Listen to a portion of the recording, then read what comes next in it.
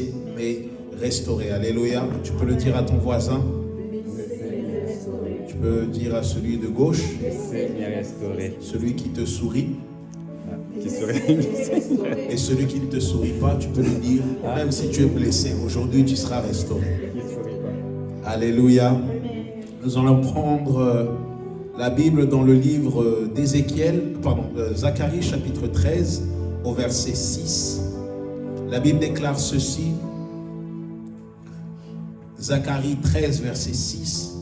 Et si on lui demande d'où viennent ces blessures que tu as aux mains, il répondra, c'est dans la maison de ceux qui m'aimaient que je les ai reçus. Alléluia. Zacharie 13 verset 6.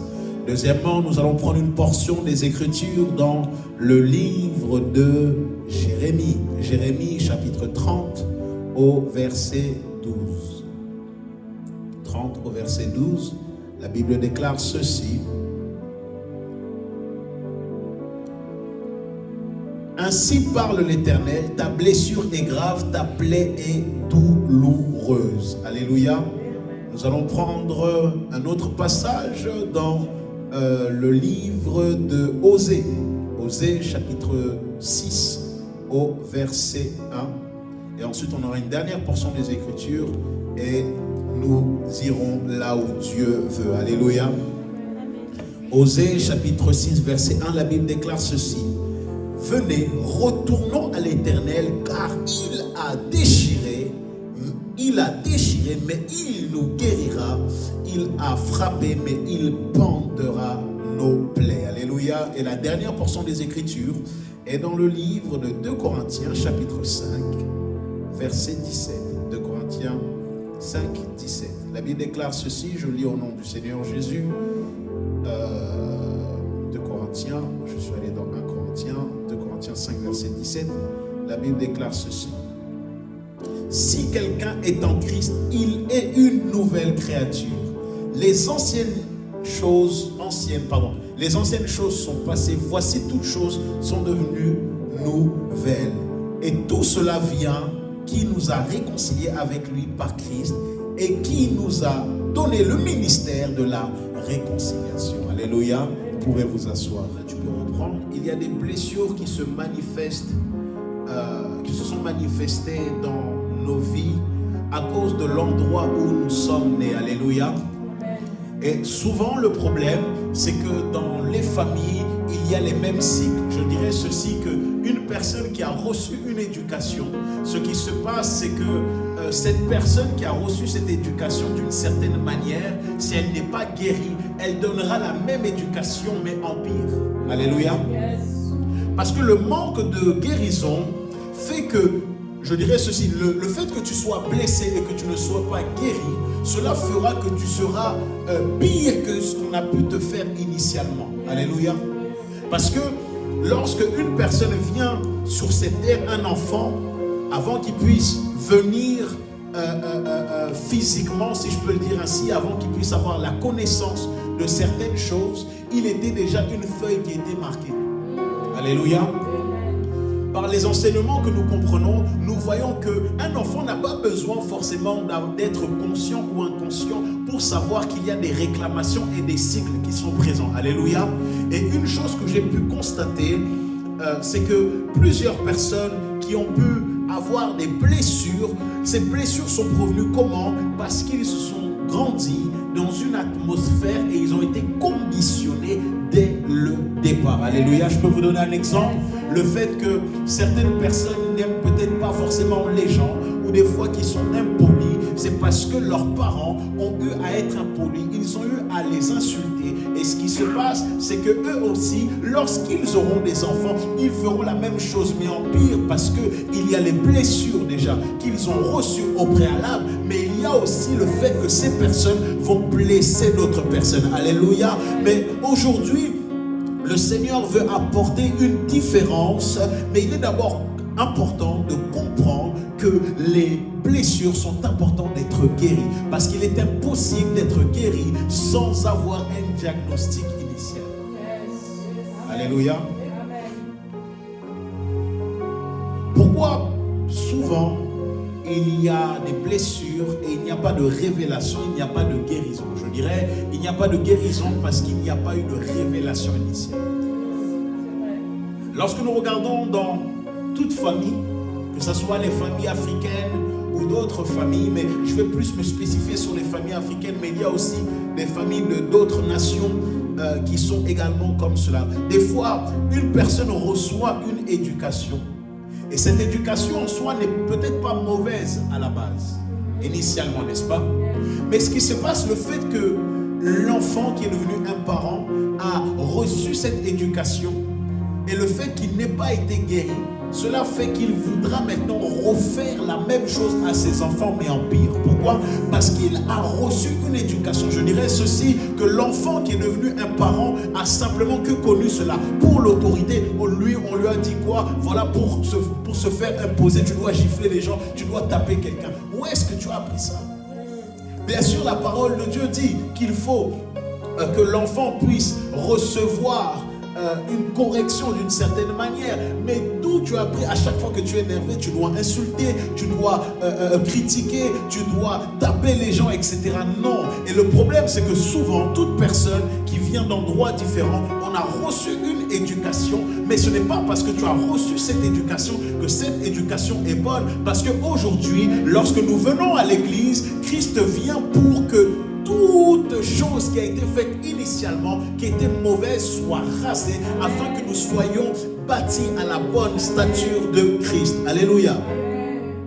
Il est important, et je dirais il est plus qu'important d'être guéri de ces blessures intérieures.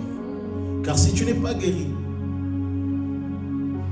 tu n'avanceras pas. Alléluia.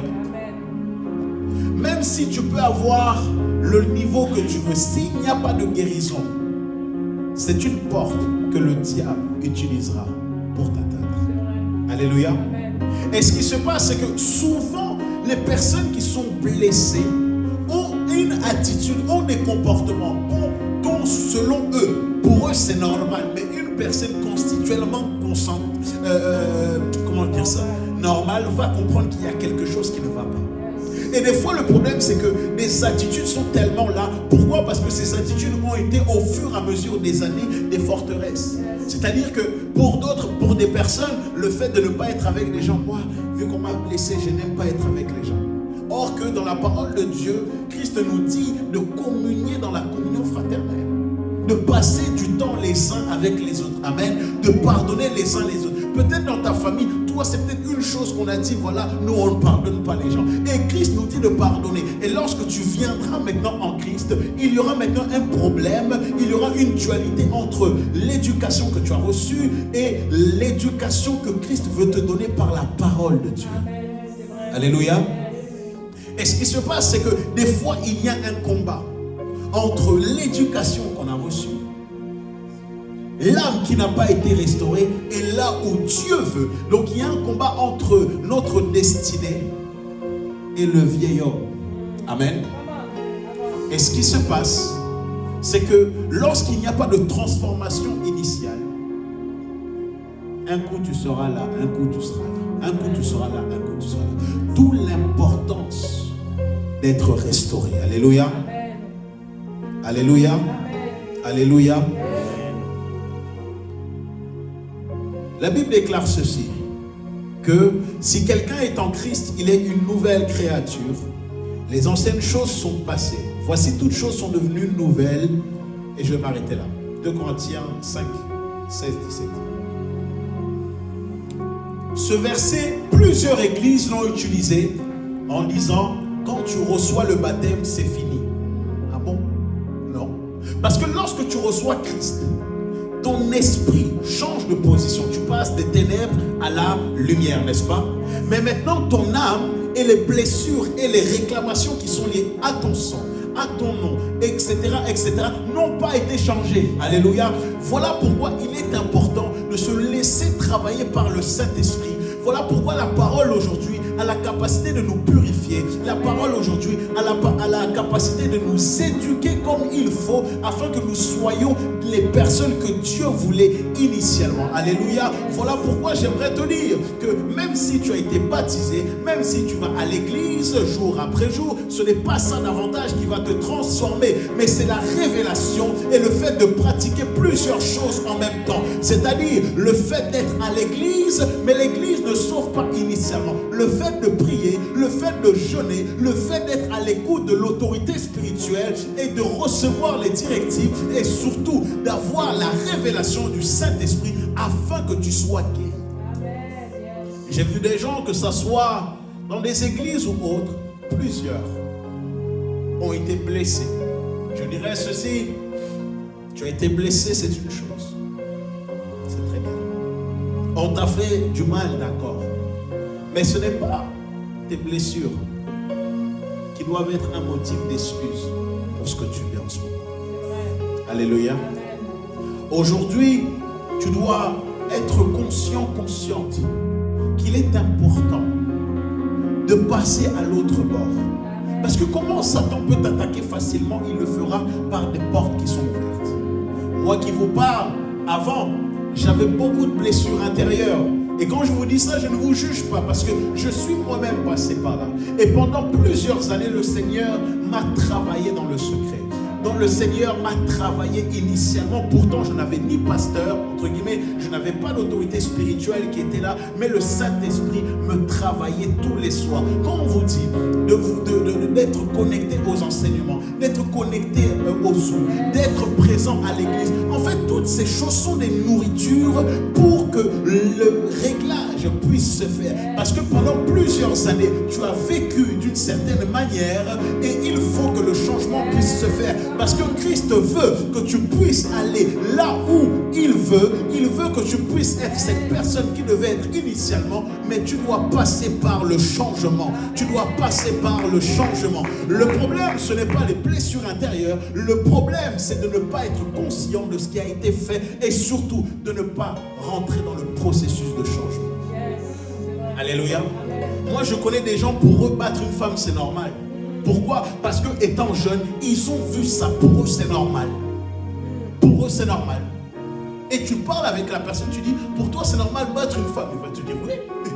À partir du moment où j'ai payé la dot, je peux la taper. Ah bon?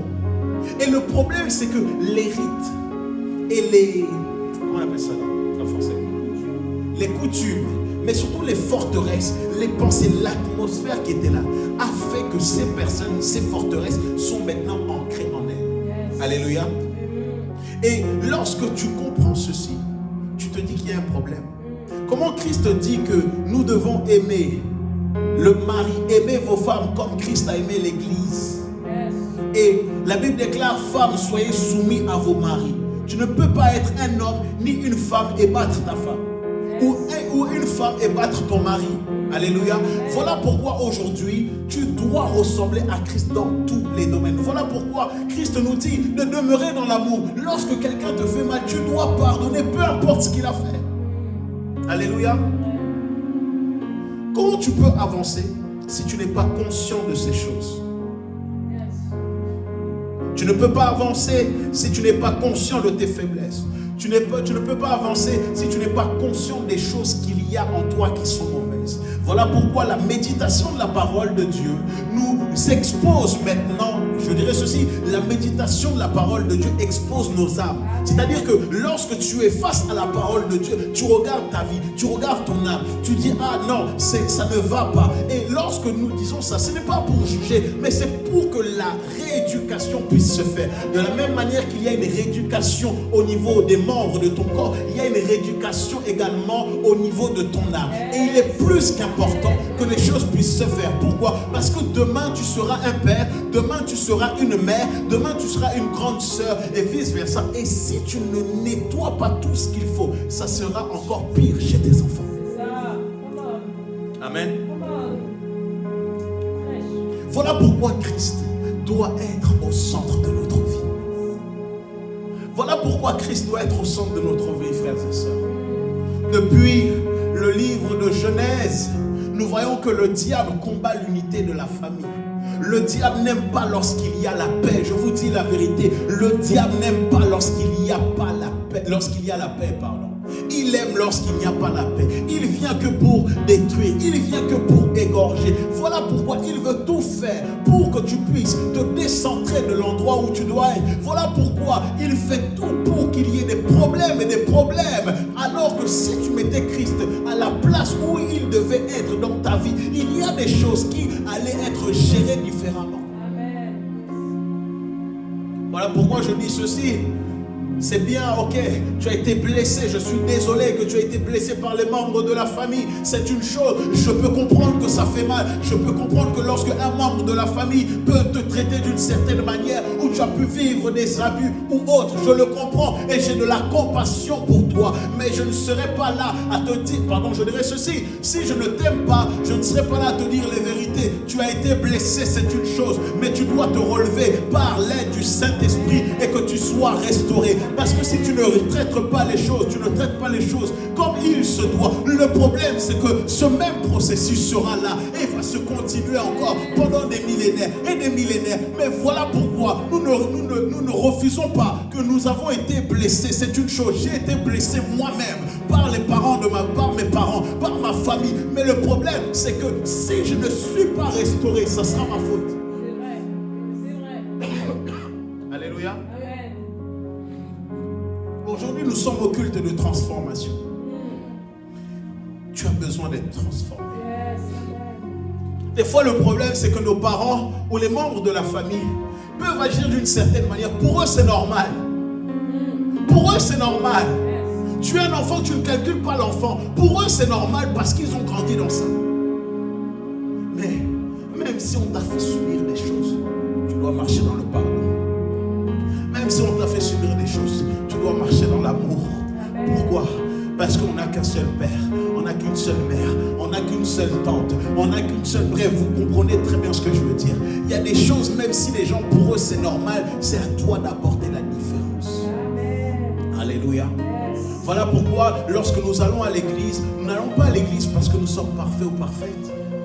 Nous n'allons pas à l'église parce que nous voulons recevoir l'argent. Non, nous allons à l'église parce que déjà Christ est mort pour nos péchés. Mais aussi nous allons à l'église pour être transformés. Amen. Alléluia. Je ne suis pas parfait et personne ne sera parfait. Mais il y a un Dieu qui me permet de marcher dans le chemin de la perfection. Alléluia. Non, il y a des gens qui ne comprenez pas. Je dirais qu'il y a des choses que Dieu veut faire, mais il faut accepter le processus. Amen. Alléluia. Parce que je vous dis une vérité. Celui qui ne pardonne pas son prochain, Dieu ne pourra pas l'exaucer.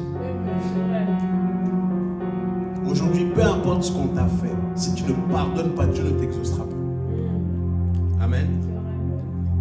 Voilà pourquoi tu ne dois pas vivre avec des rancœurs. La plus haute spiritualité, c'est l'amour et le pardon. Alléluia. Alléluia. Oui, Dieu nous donnera, Dieu nous bénira, c'est une chose. Mais si tu n'es pas prêt à pardonner ton prochain, à pardonner ta mère, ton père, peut-être qui n'a pas forcément fait ce qu'il faut, peut-être il ou elle a dit des paroles qui a été faites, à un moment donné, Satan t'attrapera. Alléluia. Et la chose la plus marquante, c'est qu'une personne qui n'a pas été guérie de ses blessures intérieures, demain, lorsqu'elle va se marier, ou lorsqu'elle sera mère ou père de famille, ça sera les mêmes choses qui vont se manifester. Voilà pourquoi avant le mariage, on doit passer par la délivrance et la restauration. Alléluia. Parce qu'il y a des choses qui peuvent être ancrées en toi, mais qui ne se sont pas encore manifestées parce que ce n'est pas encore le temps. Alléluia. Et ce qui se passe, c'est que d'où l'importance de la révélation. Parce que lorsque tu pries avec le Saint-Esprit, avec révélation, le Saint-Esprit pourra te montrer que voilà, là tu as une blessure dans ce domaine-là. Et le fait que tu as maintenant cette information par rapport à cela, tu vas commencer à prier. Et tu vas dire, Seigneur, là où j'ai été blessé dans mon âme, répare mon âme, restaure mon âme. Alléluia. Si je vous dis cela, c'est que aujourd'hui, moi qui étais un blessé de guerre, Dieu m'a restauré, il peut le faire pour vous. Amen. Amen. Yes. Il peut le faire pour vous. Je ne suis pas là à vous juger ou autre, non. Mais mon but en tant qu'autorité spirituelle, c'est que vous puissiez vivre pleinement l'abondance en Christ. Parce qu'il y a des fois des choses qui ne marcheront pas dans votre vie parce que votre caractère, je dirais votre âme n'a pas été restaurée. Alléluia. Les gens matures ne marchent plus avec les excuses en disant « j'ai subi cela étant jeune ». Mais les gens matures comprennent qu'il y a un souci et il est important d'avancer dans la restauration. Alléluia. Parce qu'une personne qui n'est pas restaurée marquera des grandes conséquences auprès de sa lignée spirituelle. Le fait que ton père, ta mère, ta grand-mère, ton arrière-grand-mère ait eu à faire certaines choses d'une certaine manière, pour elle c'est normal parce qu'elle n'a pas forcément grandi en Christ, grandi dans le Seigneur. Et il y a peut-être quelqu'un qui pourrait dire oui, mais si les gens vont à l'église, ils font qu'ils vont à l'église. Aller à l'église ne veut pas dire que c'est le signe de la transformation, mais celui qui marche, le signe de la transformation, c'est une personne qui marche avec le Saint-Esprit. Alléluia. Voilà pourquoi le Saint-Esprit nous a été donné afin que nous ayons la transformation en toutes choses. Dis en toutes choses. Dis à ton voisin, est-ce que tu comprends ce qu'il dit? Il faut lui dire, il ne faut pas bouder. C'est important. Parce que comment tu peux être chrétien ou chrétienne en ayant un mauvais caractère? Le problème de nous autres, les prédicateurs, on n'a que jugé sur l'impudicité entre guillemets. Mais le problème, c'est qu'il n'y a pas que ça. Alléluia. Comment tu peux être là et tu jalouses ton frère ou ta soeur? Tu critiques ton frère et ta soeur. Alléluia. Tu es là à faire des commérages contre ton frère et ta soeur. Tu es là à soupçonner le mal contre ton frère et ta soeur. Même dans l'église, tu dois te faire délivrer, mec. Alléluia. Il n'y a pas que l'impudicité dans l'église. Le problème, c'est que les gens disent, ah, moi, vu que je ne suis pas dans l'impudicité, moi, ça va. Et je n'ai pas de péché. Les gens, tu es orgueilleux que tu es. Le fait de jalouser quelqu'un, c'est un grand péché. La jalousie est une forme de sorcellerie. Ne croyez pas que d'abord les premiers sorciers, c'est ceux qui volent dans les films, Non, non, non. Si tu es jaloux, tu critiques la personne derrière. Et surtout, je dirais ceci, une personne, il y a des gens, ils ont un esprit de critique. Toujours, ils critiquent. Et tu penses que tu vas avancer. Est-ce que je peux vous dire une chose? Plus tu critiques une personne, plus Dieu s'éloignera de toi. Amen. Il y a des gens ici, vous pensez que je ne sais pas, je sais. Je sais. Voilà pourquoi il faut demander à Dieu la purification des cœurs. Amen. Pourquoi ton frère, ta soeur, tu es jalouse? Tu jalouses, pourquoi faire? Sois fier de lui.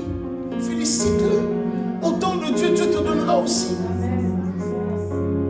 Ne soyez pas dans l'envie à vous comparer avec les autres, à être hypocrite. Tu es hypocrite avec la personne, mais tu la critiques derrière. Tu es hypocrite parce que tu veux simplement obtenir. Ne soyez pas comme ça. Il n'y a pas que l'impudicité dans la vie, chers frères et sœurs. La Bible déclare ceci dans le livre de Galates, chapitre 5, au verset 16 et au verset 22. Vous savez, tout ce que je vous dis, je l'ai travaillé pendant plusieurs années. Alléluia. Parce que les gens pensent que oh non, je ne suis pas dans l'impudicité, donc je n'ai rien à me reprocher. Galates 5 au verset 16, la Bible déclare ceci. Je dis, marchez selon l'esprit et vous n'accomplirez pas les désirs de la chair. Car la chair a des désirs contraires à ceux de l'esprit. Alléluia. Ils sont opposés afin que vous ne fassiez point ce que vous voudriez. Si vous êtes conduit par l'esprit, vous n'êtes point sous la loi. Or, les œuvres de la chair sont. Pourquoi des fois les choses peuvent se manifester? C'est parce que ton cœur est trop noir. Il y a des gens ici, vous devez demander à Dieu qu'il vous donne un bon cœur. Parce que vous avez des cœurs mauvais. Je vous le dis, il y a des gens, vous avez des cœurs mauvais. Il faut demander à Dieu qui purifie vos cœurs. Ça passe ou ça casse? Ça passe ou ça casse? C'est la vérité. Pourquoi avoir un cœur noir? Non. Tu es là avec ton frère, ta soeur, mais tu critiques le pasteur, tu critiques telle personne. Non. Et tu penses que Dieu va t'exaucer. Amen. Il y a un gros problème dans les églises, c'est que Les hommes de Dieu aident les personnes, mais ce sont ces mêmes personnes qui l'aident, qui les critiquent. Amen. Ne croyez pas que nous soyons fourbes. On sait. Amen. On sait. On sait. On sait.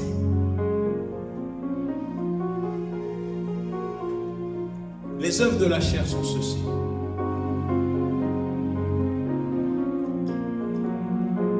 L'impudicité, l'impureté, la dissolution, l'idolâtrie, la magie, les inimitiés, les querelles, les jalousies, les animosités, les disputes, les divisions, les sectes, l'envie, l'ivrognerie, les excès de table et les choses semblables. Je vous donnerai un exercice d'aller chercher toutes les définitions de ces mots-là.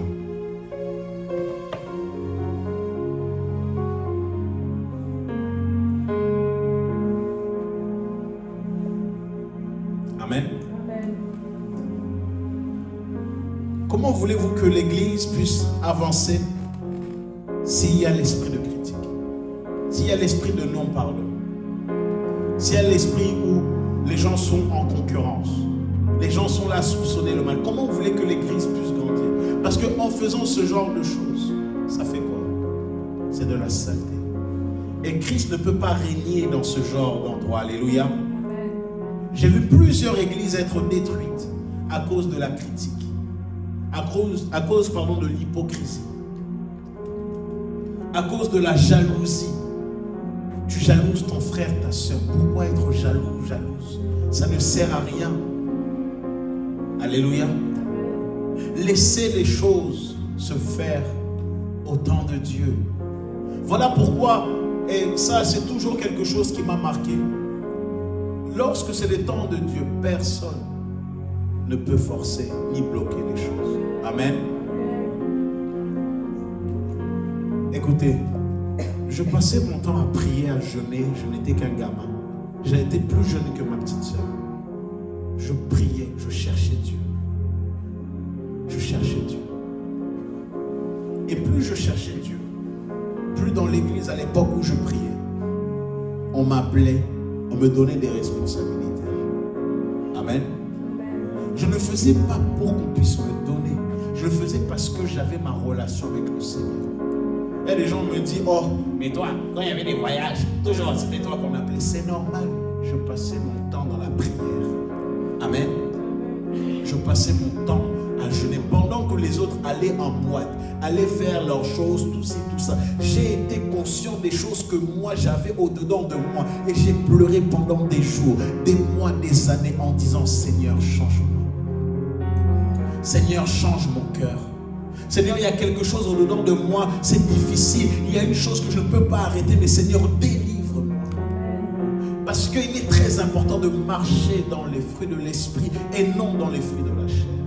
Dans les enseignements que j'ai donnés, je disais que c'est normal que ces choses soient présentes parce que le fait que Adam et Ève aient mangé ce fruit, il y a eu maintenant des choses qui sont naturelles et qui sont ancrées en toi que tu dois combattre jour après jour. Tu as envie de critiquer, au lieu de critiquer la personne, va prier pour elle. Tu vois qu'elle fait mal, au lieu de là, regarde, elle a fait ça, elle a fait ci, elle a mis telle couleur, va prier pour elle. Le problème c'est que les églises sont là à s'entretuer, à se critiquer. Si les gens étaient là à prier les uns envers les autres, l'église avec un grand E serait plus grande, il y aura plus de convertis, il y aura plus d'âmes. Pourquoi les hommes de Dieu marchent? Ils marchent ensemble mais ils se critiquent l'un l'autre, ils s'envoient des balles, ils font des mafias et autres, et c'est ce qui se passe dans les églises.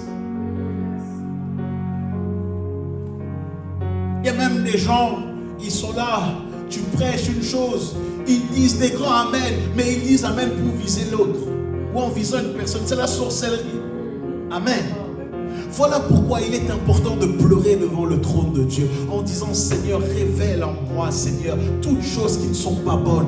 Révèle-moi les choses cachées qui sont en moi. Peut-être je le fais consciemment ou inconsciemment. Seigneur, je te prie que tu puisses me transformer. Je veux te ressembler. Je veux marcher dans les fruits de l'esprit. Mais Seigneur, je suis conscient qu'il y a des choses en moi qui ne sont pas bonnes. Mais Seigneur, aide-moi à être une meilleure personne.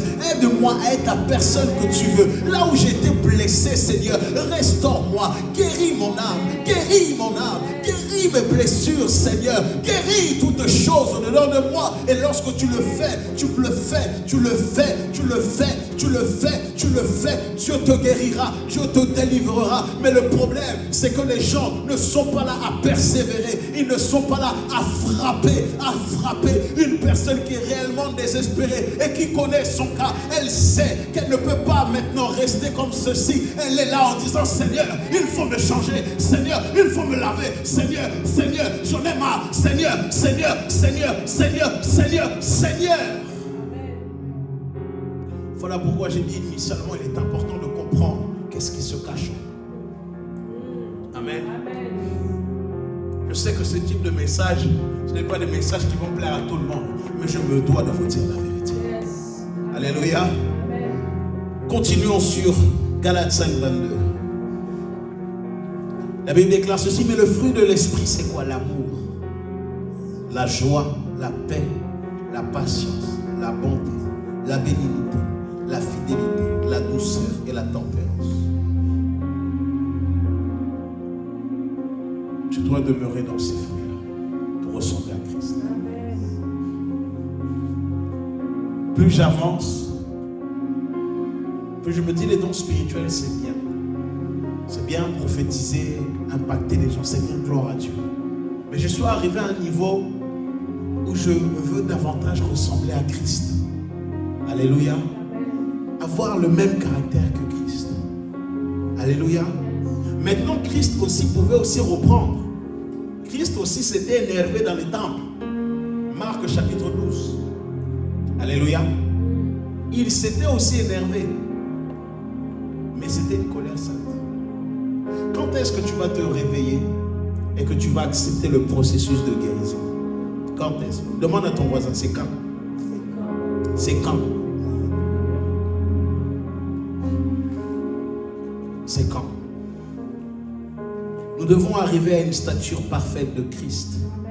Mais pour y arriver, nous devons renoncer à nous-mêmes, renoncer à nos expériences traumatiques, renoncer au mal qu'on nous a fait. Une vraie personne qui veut ressembler à Jésus, qui veut marcher avec Jésus, doit accepter de pardonner son prochain. Alléluia. Et au-delà de ça, doit aussi arrêter de manifester les fruits de la chair. Est-ce que je peux vous donner une réalité? Vous savez que par les yeux, je peux déjà savoir quel type de personne a quoi.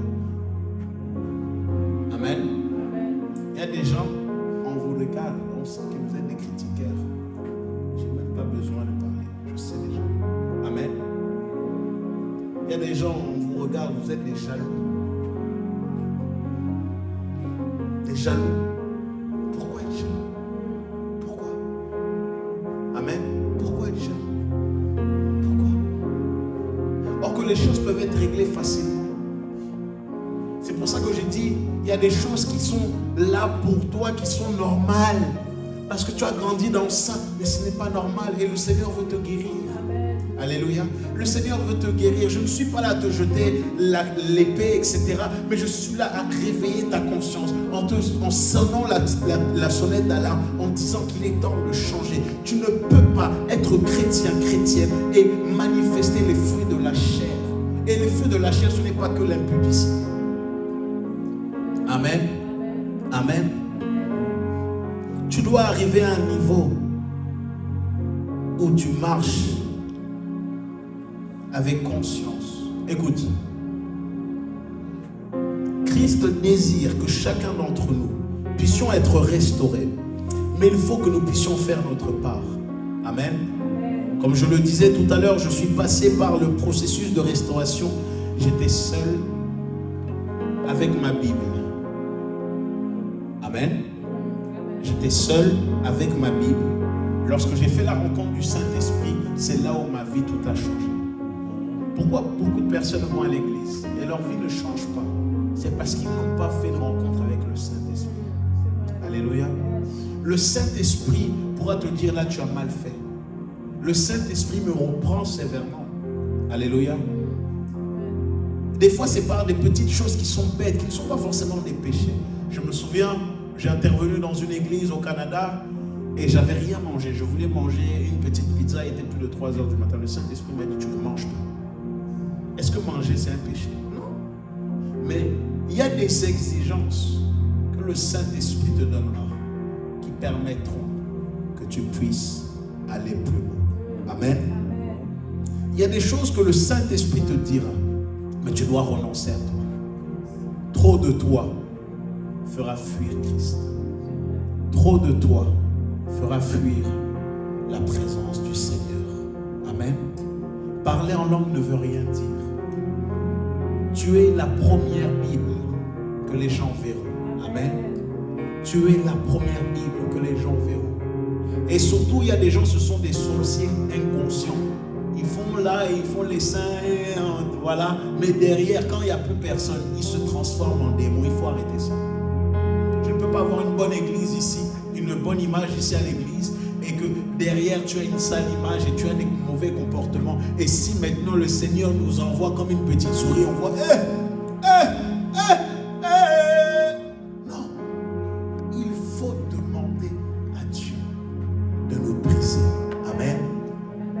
Il faut demander à Dieu de nous guérir de toute chose qui est en nous. Tu n'as rien demandé des choses qui étaient présentes, qui ont été faites initialement, je le comprends. Mais aujourd'hui, tu as ta responsabilité de guérir. Et moi, vous voyez, moi, ce que je vous dis, personne ne m'a dit ça. J'étais qu'un petit gamin, pleurant devant la face du Seigneur. Et au fur et à mesure que j'avançais, que le Seigneur était en train de me guérir, il y a des choses que j'avais comme blessure intérieure, que je ne savais pas forcément initialement. Et au fur et à mesure, le Seigneur me disait, tu vois là, l'attitude que tu as eue, ce n'est pas une bonne attitude. Pourquoi? Parce que tu as eu une blessure et elle vient de tant. Et j'étais là, Seigneur, pardonne-moi de ce que j'ai fait. Si j'ai pu blesser, pardonne-moi, Seigneur, etc. Et je disais, Seigneur, change mon âme. Seigneur, change-moi. Change ce qui est de mauvais en moi. Parce que souvent on est là, toujours pointer du doigt aux autres. Pointer. Mais quand tu pointes tes doigts vers les autres, il y a aussi toi qui sont vers toi. Amen. Des fois tu es là à te plaindre des gens, mais est-ce que tu te plains vraiment de toi? Il faut dire, Seigneur, change-moi. Seigneur, transforme-moi. Il y a des choses que je ne sais pas, mais Seigneur, révèle-moi afin que je puisse te ressembler, Seigneur. Christ était une personne qui vivait avec les hommes. Amen. C'était une personne qui savait avoir un bon vivre avec les personnes. Alors pourquoi toi tu n'as pas le bon vivre avec les gens, même si tu as vu des traumatismes? Vous voyez, Christ, ce n'est pas que la dimension des miracles, des prophéties, tout ça, mais surtout observons la vie de Jésus, observons la vie de Jésus, observons la vie de Jésus, observons-la. Jésus était quelqu'un de bon, Jésus était quelqu'un qui vivait avec la communauté, Jésus était quelqu'un de spirituel, Jésus était quelqu'un qui pardonnait et qui pardonne les gens. Jésus, humainement parlant, était là malgré que les gens faisaient mal. Il avait la compassion. Jésus, humainement parlant, faisait toutes ces choses. Et il nous a dit qu'il nous enverra le consolateur. Et il nous enseignera toutes choses qu'il a entendues. Et il nous donnera les mêmes choses. Voilà pourquoi le Seigneur nous a donné la parole. Et il a inspiré plusieurs personnes afin que nous puissions vivre ce qu'il fait. Je vous dis la vérité. Si vous ne guérissez pas, vous serez vous-même votre propre malheur. Si vous ne guérissez pas, vous serez vous-même vos propres malheurs. Et ne cherchez pas Satan. Oh non, j'ai combattu au nom de Jésus. Oui. Mais au bout d'un moment, il faut s'arrêter et se stopper et accepter d'être guéri. Parce que malgré que tu puisses recevoir toutes les prophéties du monde, si tu n'es pas guéri, ces prophéties vont te passer sous le nez. Amen. Et ce que je vous dis, c'est la vérité. Dieu peut vouloir faire quelque chose, mais si tu n'es pas blessé, tu n'es pas guéri et que tu es dans cette prison-là, il ne peut pas faire, même si on a prophétisé sur toi. Alléluia.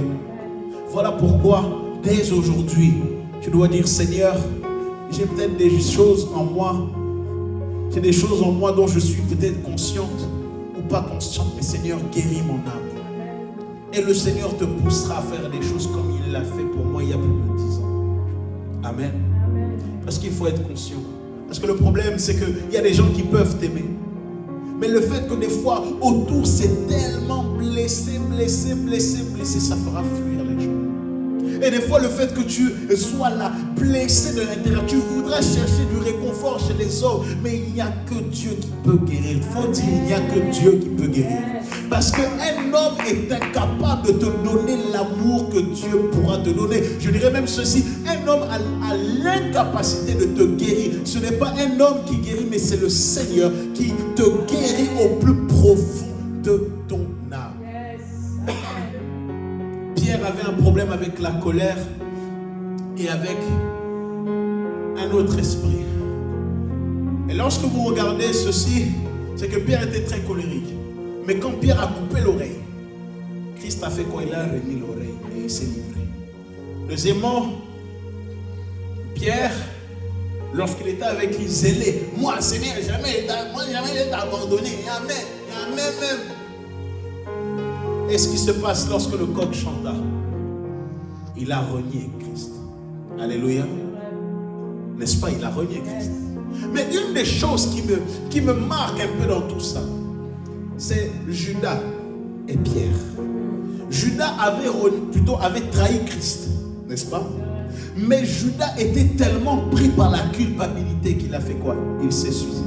Combien de personnes se sont suicidées à cause des blessures intérieures? Combien de personnes qui étaient des blessés intérieurs ont mis fin à leur jour, ont été utilisés par d'autres choses parce qu'ils en avaient marre? S'ils avaient la révélation de ces choses, oh Seigneur Jésus, s'ils avaient la révélation de ces choses aujourd'hui, ils ont été délivrés, ils ont été guéris et ils ne sont pas partis maintenant en enfer. Parce qu'une personne qui se suicide, c'est l'enfer. Il n'y a pas de... Non. Donc vous imaginez, si ces personnes avaient reçu la révélation, avaient été guéries, ces personnes-là n'auraient pas été en enfer. Vous savez que par un manque de pardon, par la jalousie, par l'envie, vous pouvez aller en enfer. Comme vous ne trompez pas, tu critiques, tu sais que tu peux aller en enfer pour ça. Si tu l'as fait, je t'invite sérieusement à te repentir.